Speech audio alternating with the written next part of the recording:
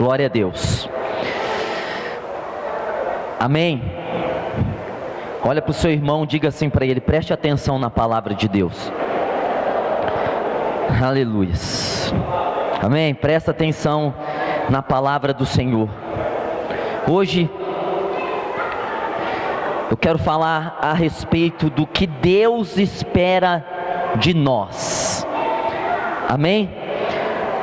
O que Deus, uma pergunta, e eu quero responder essa pergunta essa noite. O que Deus espera de nós? O que Deus espera de nós? Pergunta para o seu irmão: o que Deus espera de nós? Pergunta aí para ele.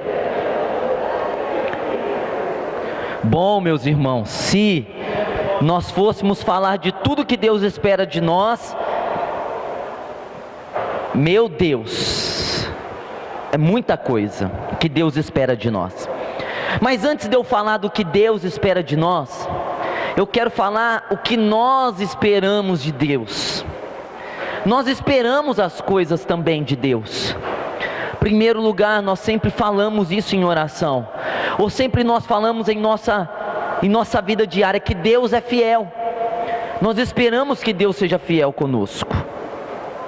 Nós esperamos saúde, nós esperamos bênçãos, nós esperamos ser respondidos. Nós oramos e não oramos por orar, nós esperamos a resposta. Nós acreditamos que Deus está nos ouvindo e que Ele nos responderá. Nós esperamos muitas coisas de Deus. Quando nós temos um propósito, um projeto, um sonho, nós queremos o aval de Deus. Nós esperamos a aprovação de Deus para os nossos projetos, para as nossas vontades. Nós temos as nossas vontades e nós queremos que Deus carimbe essa vontade com a vontade dEle. Se for também falar do que nós esperamos de Deus, nós esperamos muitas coisas. Nós viramos o ano pedindo e esperando coisas de Deus. Nós colocamos pedidos na arca porque nós esperamos coisas de Deus. Nós esperamos muito de Deus. Eu espero em Deus, e eu espero muita coisa de Deus. Mas antes de eu esperar o que Deus tem para me dar, eu tenho que pensar o que Deus quer de mim, o que Deus espera de mim. Porque Deus é fiel, e eu não preciso ensinar Deus a agir. Eu não preciso ensinar Deus a fazer milagres. E eu não preciso explicar para Deus o que Ele tem que fazer. Deus sabe o que Ele tem que fazer na nossa vida. Ninguém ensina a Deus e diz: Deus, veja bem, eu quero que o Senhor faça isso porque isso será o melhor para a minha vida. Não, ninguém pode ensinar a Deus. Deus já sabe o que Ele tem que fazer. E Deus é um Deus fiel, e Ele não vai falhar com a parte dEle. Nunca a parte de Deus será falha, nunca Deus falhará. Então nós não devemos nos preocupar com a parte de Deus, porque a parte de Deus será exata, será concreta na nossa vida. Deus nunca vai falhar com a sua parte. Ao contrário, nós temos que nos preocupar com a nossa parte, porque as falhas derivam de nós, os homens. Nós falhamos. Nós não devemos colocar nossos olhos no que Deus tem que fazer, porque Ele fará. Nós temos que colocar nossos olhos no que nós temos que fazer, porque nós temos tendências a falhar, a errar, a fracassar. Então, meus irmãos, o que Deus espera de nós, eu coloquei aqui 5 itens do que Deus espera de nós. É muitas coisas, são muitas coisas, mas esses 5 itens que eu preparei hoje para falar aqui a respeito desse tema, o que Deus espera de nós, abrangerá quase todas as coisas, quase todas. A primeira coisa que Deus espera de nós, a primeira e a mais importante, por ordem de importância, eu coloco isso em primeiro lugar. O que Deus espera de você, o que Deus espera de mim, é que eu e você tenhamos fé. Diga aí para o seu irmão, fé. Amém? O que Deus espera de mim? Que eu tenha fé. O que Deus espera de você? Que você tenha fé. Bom, olha só o que diz a palavra de Deus em Hebreus capítulo 11, versículo 6. Eu quero ler para os irmãos aqui, preste atenção.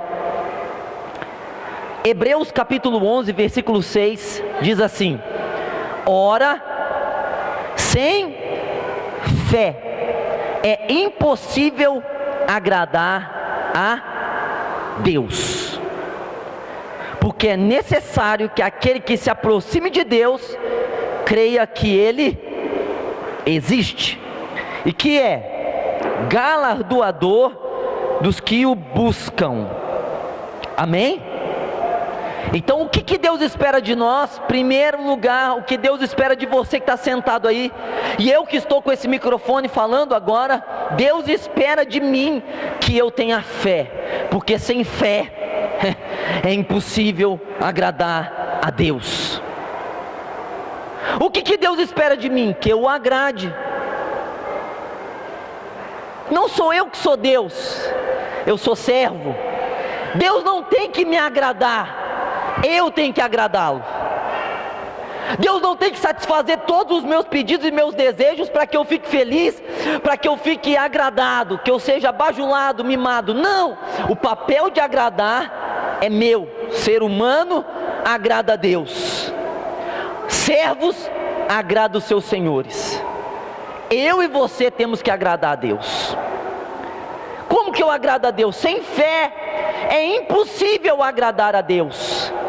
Então, se eu não tenho fé, mas eu tenho boas obras, eu tenho caridade, eu me visto bem, eu sou próspero, eu venho na igreja, eu canto a música, eu falo em línguas, eu arrepio na hora da oração, eu me emociono, eu choro, eu busco, eu oro, mas eu não tenho fé. Portanto, é uma prática religiosa inútil, porque sem fé é impossível agradar a Deus.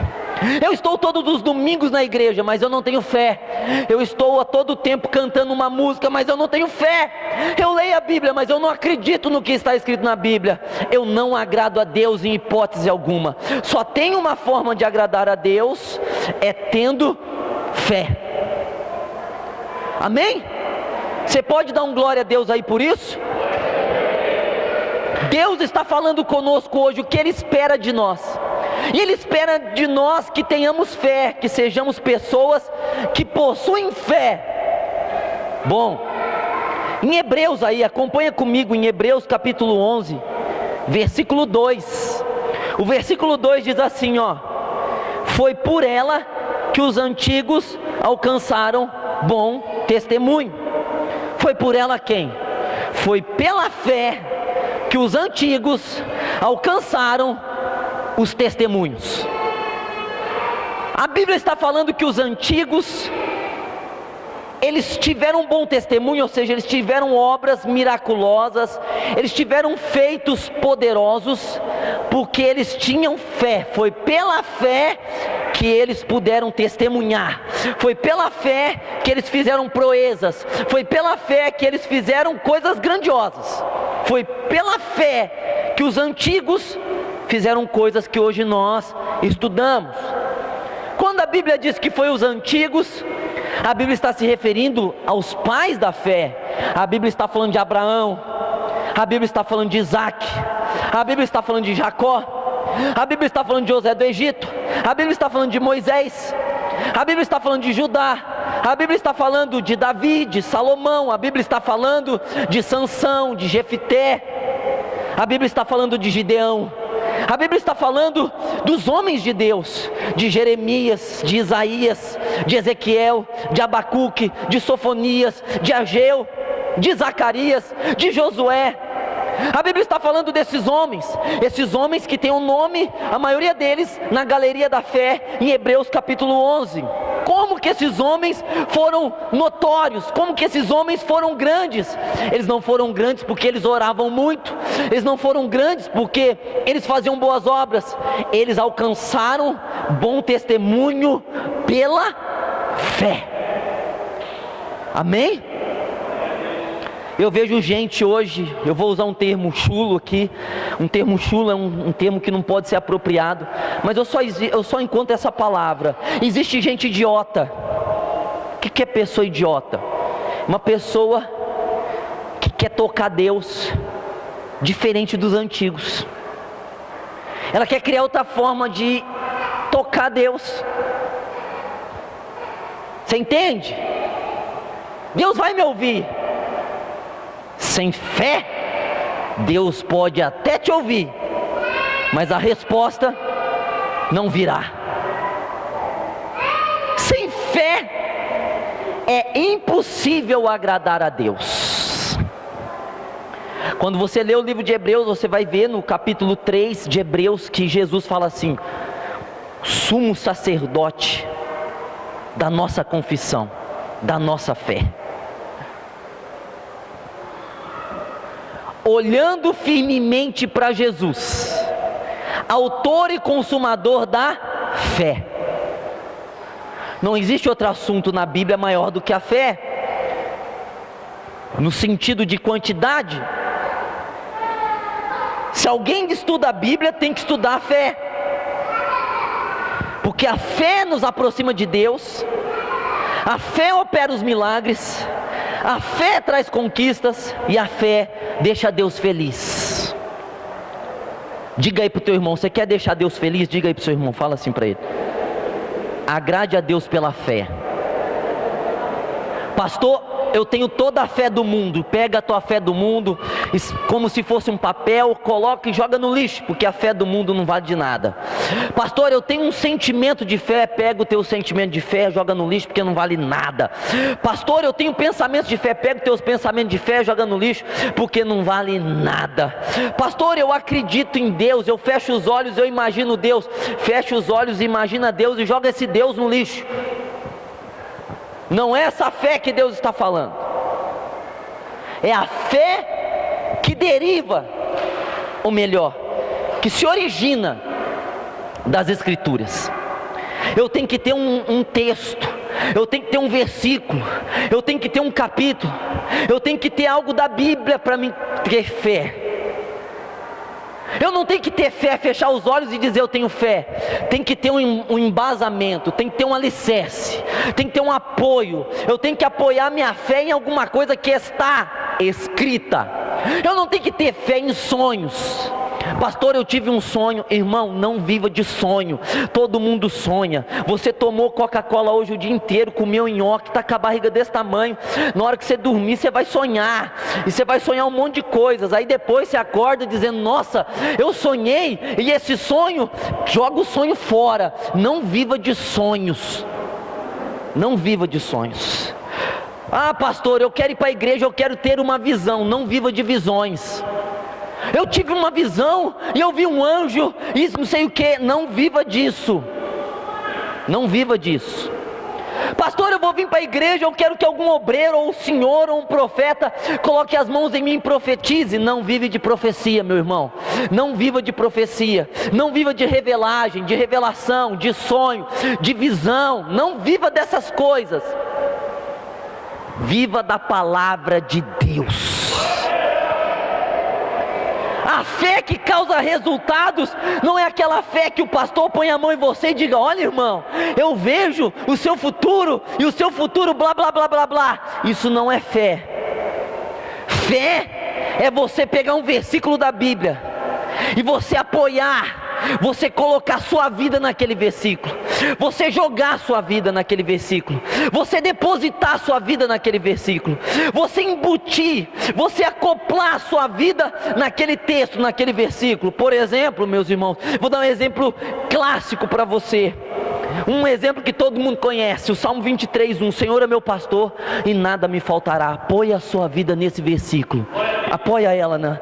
Coloca a sua vida, coloca os dois pés no Salmo 23:1, Senhor é o meu pastor e nada me faltará. Você não vai precisar de revelação, você não vai precisar de visão, você não vai precisar de profetagem, você não vai precisar de nada, porque você já tem tudo que você precisa, você tem a palavra dentro de você. Isso é fé. Eu acreditar que aquilo que está escrito é a verdade. Um ponto. Eu acreditar que aquilo que está escrito é a verdade e pode e deve acontecer na minha vida. Segundo ponto. Eu viver de acordo com aquilo que está escrito. Eu acreditar a ponto de eu colocar minha vida para viver aquele versículo. É o terceiro ponto. Eu acredito, eu vivo daquele jeito. O Senhor é meu pastor, nada me faltará. Satanás vem e diz, está faltando, mas você não precisa de uma profetagem, você não precisa de uma visão, você não precisa de um sonho, você precisa do Salmo 23:1, e você diz na cara de Satanás, como Jesus, lá em Mateus capítulo 4, ele colocou a palavra na cara de Satanás, e ele disse, não só de pão viverá o homem, mas de toda a palavra que sai da boca de Deus. Toda a palavra. Jesus vivia da palavra. Aleluias. Satanás, o Senhor é o meu pastor e nada me faltará. Você não vence o diabo tendo um sonho à noite, você vence o diabo com a palavra. É a palavra, meu irmão. Se firme na palavra, somente na palavra. É o primeiro ponto, crer, acreditar na palavra. Fé é uma coisa muito simples, tão simples que confunde. As coisas que são muito simples nos confundem, mas é uma coisa tão simples a fé que ela traz até uma complicação, porque fé é você acreditar que aquilo que está escrito é a verdade. Pronto. O que é fé, pastor? Fé é eu acreditar que o que está escrito na Bíblia é verdade a ponto de eu vivê-la. Isso é fé. É muito simples. É a primeira coisa que Deus espera de nós, que tenhamos fé em sua palavra.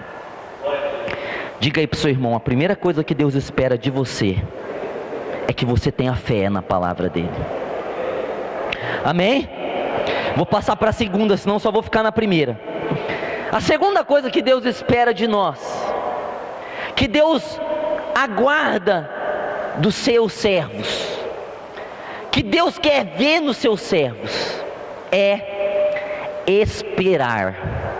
Diga aí para o seu irmão, aprenda a esperar. Salmos, olha o que os Salmos diz. Salmos capítulo, pega aí a sua Bíblia, Salmo 27, Salmo 27, 14. Olha o que a Bíblia diz, irmão. Vamos ficar com a Bíblia, ao invés de ficar com qualquer outra coisa. Vamos ficar com a Bíblia, não é melhor ficar com ela? Ela não falha. Salmo 27, 14 diz assim, eu quero ler aqui na minha Bíblia, Salmo 27, 14, a segunda coisa que Deus espera de mim e de você é isso aqui, ó: espera no Senhor, sê forte, anima-te e espera no Senhor. Meu Deus, o salmista Davi, que é o autor desse Salmo 27, ele se refere a esperar no Senhor. No Salmo 31, vai para o Salmo 31 aí pertinho, no versículo 24, meu Deus,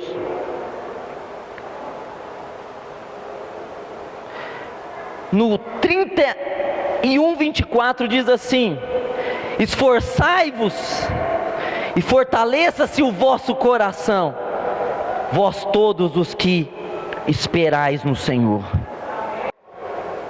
Meus irmãos, 1 Coríntios capítulo 13, versículo 13 diz lá assim: ora, agora permanecem a fé, a esperança e o amor.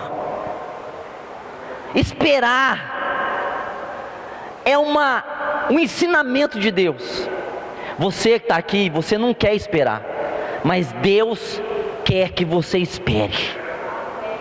Não adianta, irmão, quem tem pressa come cru.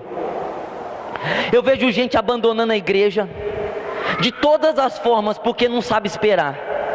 É gente abandonando a casa de Deus porque não sabe esperar a bênção. É gente abandonando a casa de Deus porque não sabe esperar um marido, não sabe esperar uma mulher. É gente abandonando a casa de Deus porque não sabe esperar a resposta. É gente abandonando Deus porque diz que está demorando. Deus quer que você espere. Deus quer que eu espere. Eu posso dizer isso com propriedade mais do que qualquer um outro aqui.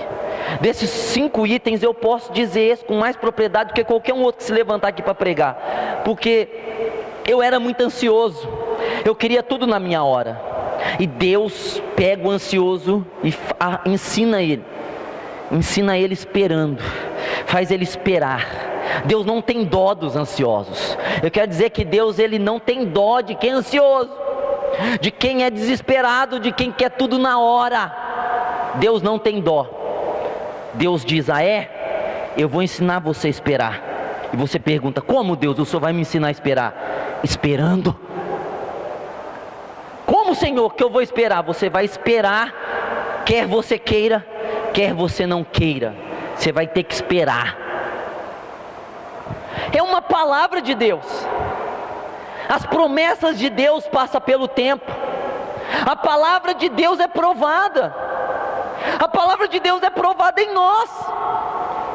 Deus nos fala alguma coisa e leva anos para acontecer. Você não pensa que as coisas de Deus é como o micro-ondas da sua casa, que você coloca lá e ferve rapidinho um miojo de 3 minutos, porque as coisas de Deus não são como o micro-ondas da sua casa. Deus trabalha pelo forno a lenha, é bem devagar. Deus trabalha com dias, Deus trabalha com tempo. E se você não quer aceitar isso, você vai desviar da casa de Deus, porque Deus não vai mudar por causa de você, por causa de mim. Deus não vai mudar porque você está desesperado. Eu já vi gente dizer assim: se o Senhor não fizer isso, eu saio da tua casa. E a pessoa sai mesmo, porque Deus não se submete à vontade de servos, porque Ele é Senhor. Não tem esse negócio de querer fazer chantagem com Deus. Você quer sair da igreja para ir para o mundo, para ir para o pecado, porque Deus está demorando para te atender? Então saia, porque ou você entra na casa de Deus para ser servo de Deus, ou você não vai conseguir adorar a Deus com o tempo. O tempo nos faz crentes verdadeiros. O tempo nos faz cristãos autênticos. O tempo nos ensina a ser perseverantes, a sermos pacientes, a suportarmos afrontas, lutas, provações, demoras que existem em nossa vida. O tempo, Deus trabalha no tempo. Deus nos molda no tempo. Deus nos batiza no tempo. Deus nos amadurece no tempo. Deus opera no tempo. Um dia faz declaração para outro dia, diz o Salmo 19.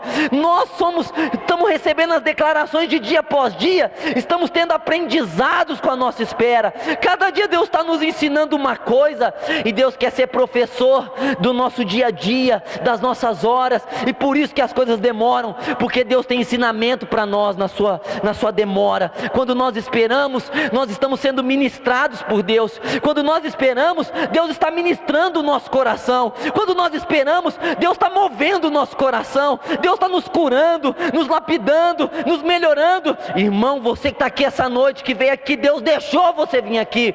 Deus está falando para você: aprende a esperar, meu irmão. Aprenda a esperar, minha irmã. Eu quero dar um exemplo para você cronológico agora.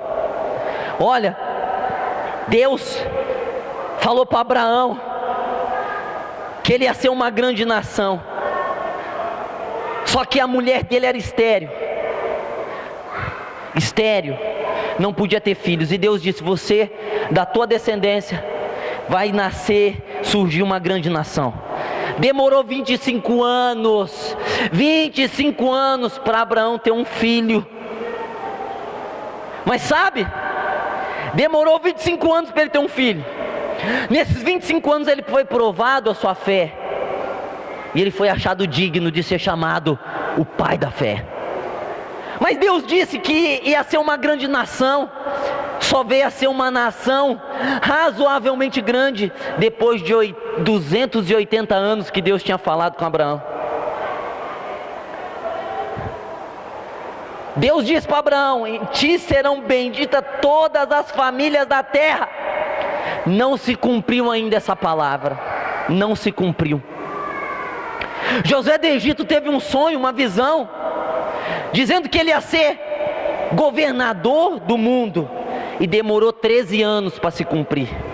Davi foi ungido com óleo pelo profeta Samuel, e demorou 15 anos para ele começar a ser rei em uma cidade só. Jeremias profetizava uma palavra de Deus, e demorou 25 anos para acontecer. Olha, meus irmãos, Deus deu a promessa do Messias em Gênesis capítulo 3, versículo 15, e demorou 4.000 anos para acontecer. Faz 2.000 anos que Jesus disse: eu voltarei para vós. Não aconteceu ainda. Sabe por que Deus deixa esperar? Porque Deus está nos peneirando assim. Porque quem não é servo de Deus desvia mesmo. Quem não é homem de Deus, quem não é mulher de Deus, desvia na hora da provação, desvia no meio dos anos, no meio dos meses, no meio das semanas. É uma peneira de Deus. O tempo peneira a igreja, porque não é qualquer um que vai morar no céu. Sabe o que diz a palavra de Deus em Mateus capítulo 24? Que aquele que perseverar até o fim, esse será salvo. Os perseverantes vão ser salvos. Sabe por que demora? Porque no céu só vai entrar gente que persevera. Sabe por que demora? Porque só entra no céu aquele que insiste, aquele que persiste, aquele que vai à luta, aquele que espera no Senhor. Porque quando você está esperando no Senhor, suas forças são renovadas. Sabe o que Deus espera de você? Deus espera de você que você que está aqui essa noite, espere nele. Que a provação, que a demora que você está sofrendo, que você espere nele. Diga aí para o teu irmão: aprenda a esperar. A terceira coisa que Deus espera de nós é... A terceira coisa que Deus espera de nós é que desejemos viver a sua vontade. Diga aí para o seu irmão: deseje viver a vontade de Deus. Fale para seu irmão mais alto: deseje viver a vontade de Deus. Eu poderia falar muitas coisas disso, mas eu só vou falar uma forte aqui. Romanos capítulo 12, verso 1. Quem trouxe a Bíblia, abra aí. A terceira qualificação que Deus espera de nós é que desejemos fazer a vontade dEle, estar na vontade dEle. Romanos capítulo 12, verso 1 diz assim, ó: portanto, rogo-vos, irmãos, pela compaixão de Deus, que apresentai os vossos corpos como sacrifício vivo, santo e agradável a Deus, que é o vosso culto racional. Aí o verso 2 diz assim, meus irmãos, preste atenção no verso 2. E não, preste atenção, meu irmão, na palavra. E não vos conformeis com este mundo, mas transformai-vos pela renovação do vosso entendimento, para que experimenteis qual seja a boa, agradável e perfeita vontade de Deus. Meus irmãos, só tem um jeito de experimentar a vontade de Deus: quando você sacrifica o corpo em sacrifício a Deus, quando você não se conforma com esse mundo, quando você se rebela com esse mundo. Você diz: eu não vou viver o sistema, eu não vou viver como todo mundo vive, eu não vou ter as práticas que todo mundo pratica. Eu vou renovar minha cabeça, eu vou renovar minhas ideias, eu vou renovar o meu entendimento com a vontade de Deus. Olha o que diz o que é a vontade de Deus. Pastor, que é a vontade de Deus? A vontade de Deus é boa, perfeita e agradável. Eu poderia dizer aqui, quais são os 3 pilares da vontade de Deus? E eu diria, boa, perfeita, agradável. O que é a vontade de Deus? Eu poderia pregar assim, o que é a vontade de Deus? Eu diria, a vontade de Deus, ela é boa, perfeita e agradável. Qual o efeito da vontade de Deus em minha vida? A vontade de Deus tem o efeito de ser boa, de ser perfeita, de ser agradável. Você tem vontades, eu tenho vontades, mas existe uma vontade que tem que ser superior à nossa, a de Deus. Amém? Irmão, nós queremos as coisas, nós queremos que Deus carimbe os nossos projetos, nós queremos que Deus diga sim para nós, nós sonhamos, pensamos, imaginamos, mas está tudo errado, não é a nossa vontade. Nós devemos buscar a vontade de Deus. Por quê? Porque a vontade de Deus, ela é tríplice, ela é boa, perfeita e agradável. A minha vontade, a tua vontade, aos meus olhos, aos teus olhos, pelo meu raciocínio, ela pode ser boa, perfeita e agradável, mas a de Deus é verdadeiramente. Isaías capítulo 55, verso 8, diz que os meus pensamentos não são os pensamentos de Deus, e nem os meus caminhos os caminhos de Deus. Os pensamentos de Deus são mais altos do que os meus, e os caminhos de Deus mais altos do que os meus. Eu tenho que procurar a vontade de Deus.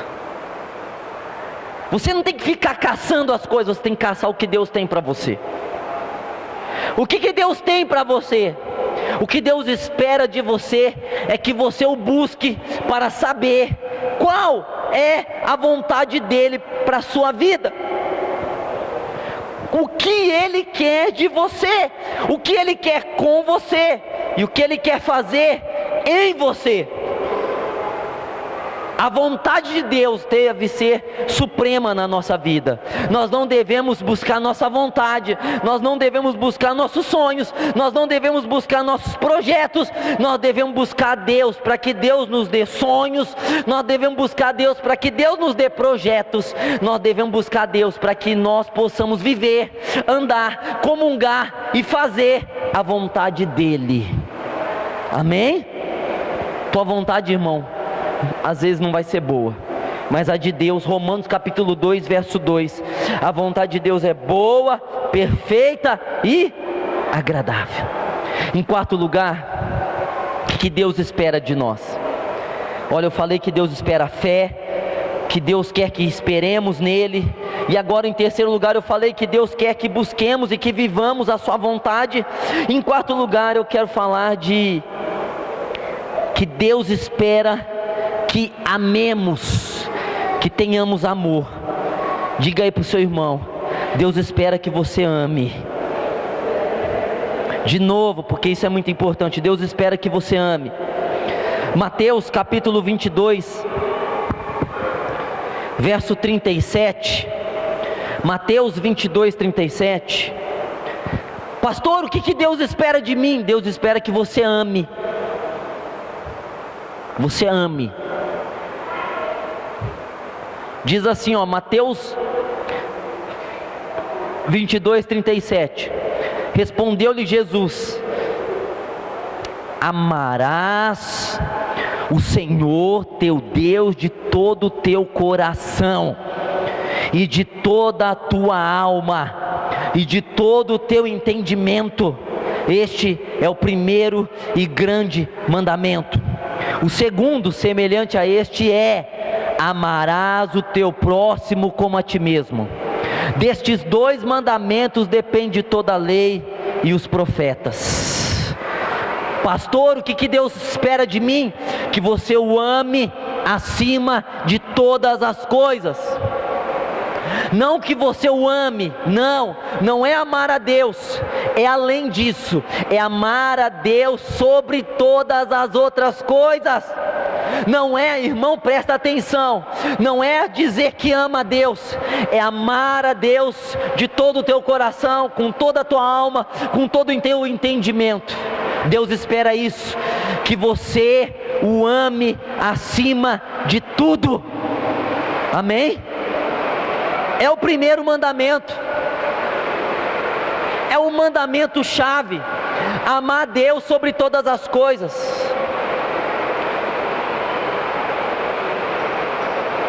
É o maior mandamento que existe. Porque se eu amo a Deus sobre todas as coisas, eu estou seguro na minha fé. Eu não corro perigo de me perder e ir para o inferno. Se eu amo a Deus sobre todas as coisas, eu não tenho perigo de desfriar, porque eu amo a Deus sobre todas as coisas. Meus irmãos, pega a história de Jó, e ele amou a Deus sobre todas as coisas.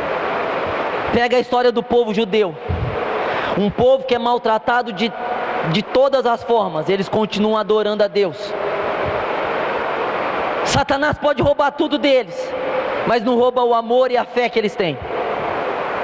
Porque para nós sermos cristãos verdadeiros, nós temos que amar a Deus acima de tudo.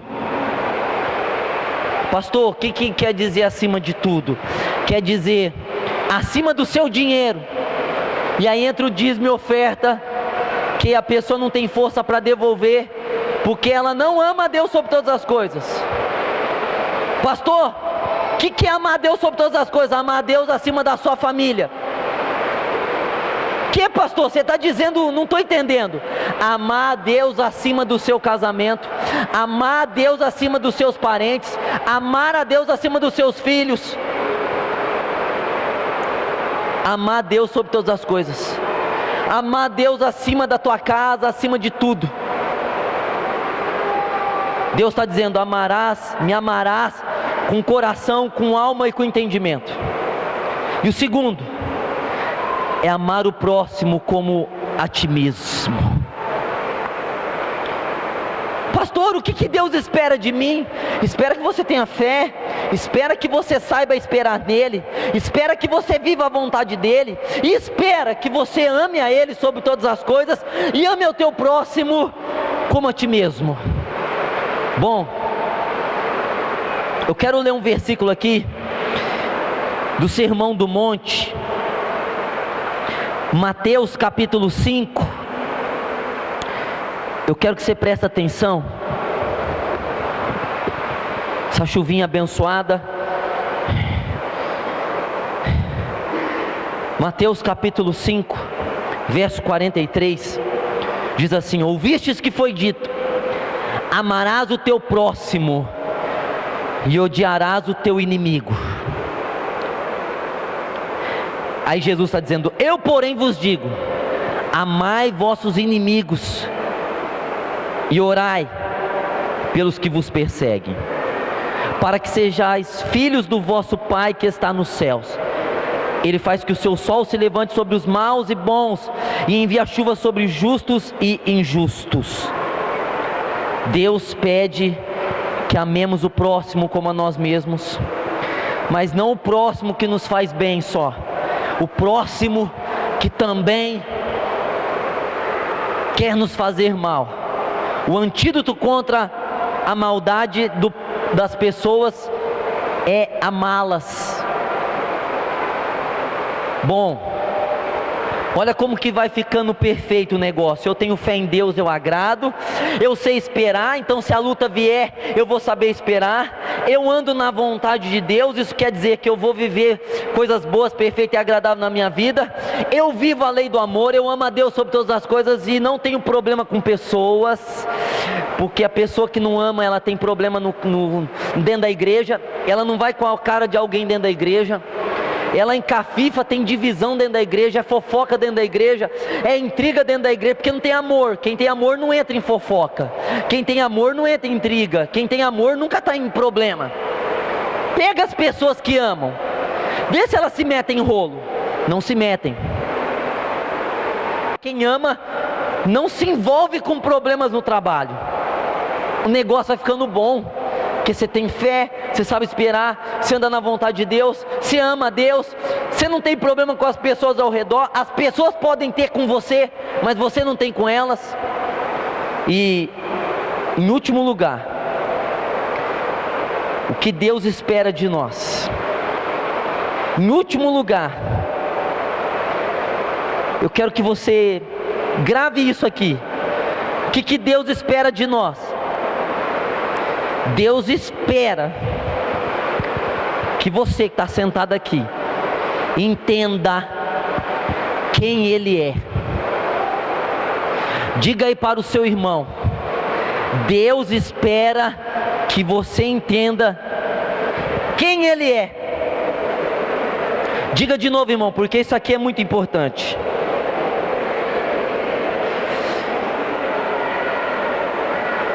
Olha, eu coloquei isso aqui, o primeiro, para mim o mais importante é ter fé. E eu coloquei em último esse, entender quem Deus é, porque é tão importante quanto ter fé. Em Deuteronômio, capítulo 6, verso 4, entender quem Deus é. Ah, pastor, que coisa estranha que você está falando, entender quem Deus é? Eu sei quem Deus é. Não, às vezes as pessoas não entendem quem Deus é. Vou começar explicando assim. Às vezes você acha que Deus é o teu garçom, que tem que te dar alguma coisa. Deus é o teu advogado, que tem que demandar suas demandas. Às vezes você acha que Deus é só Jeová Rafá, que tem que te curar. Mas Deus tem que entender quem Deus é. Deuteronômio 6, verso 4, diz assim. Deuteronômio 6,4 diz assim: ouve, ó Israel, o Senhor vosso Deus é o único o quê? Eu vou repetir esse versículo. Ouve, ó Israel, o Senhor vosso Deus é o único Senhor. Amém? O que Deus é? O único Senhor. Pastor, está muito fácil isso. Nada pode ser Senhor na nossa vida, nada, nada.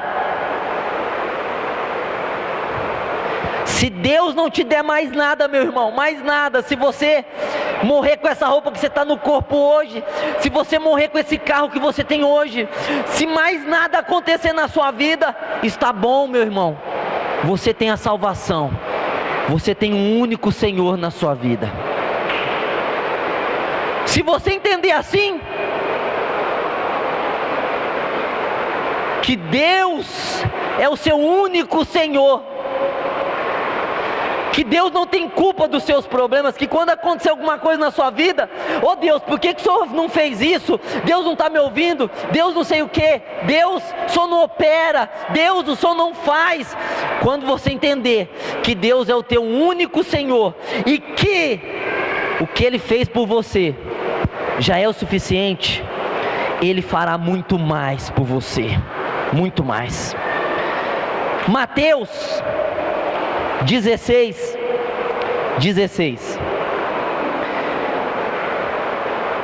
Mateus capítulo 16, verso 16. Abre a sua Bíblia aí. Mateus 16. Aleluia. 16.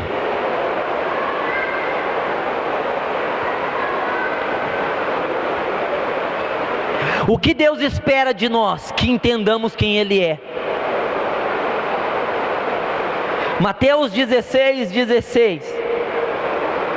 Simão Pedro respondeu: Tu és o Cristo, o Filho do Deus vivo. Respondeu-lhe Jesus: Bem-aventurado és tu, Simão Barjonas, pois não foi carne e sangue quem te revelou, mas meu Pai que estás nos céus. E também eu te digo que tu és Pedro, e sobre essa pedra edificarei a minha igreja, e as portas do inferno não prevalecerão contra ela. Eu te darei as chaves do reino dos céus. Tudo que ligares na terra será ligado nos céus, e tudo que desligares na terra será desligado nos céus. Você precisa entender quem é Deus. Pedro entendeu que Jesus não era um profeta, não era um curador, não era um solucionador de problemas, não era para aliviar as costas porque está carregado. Jesus não era um libertador que veio quebrar macumba e feitiçaria, não veio quebrar maldição. Jesus é muito mais que isso. Pedro disse: tu és o Cristo, tu és o Filho do Deus vivo. E Jesus disse assim: Simão, isso só quem pode revelar é o Espírito Santo. Você nunca poderia saber disso se não fosse o Espírito Santo. Só o Espírito Santo pode trazer quem Deus é.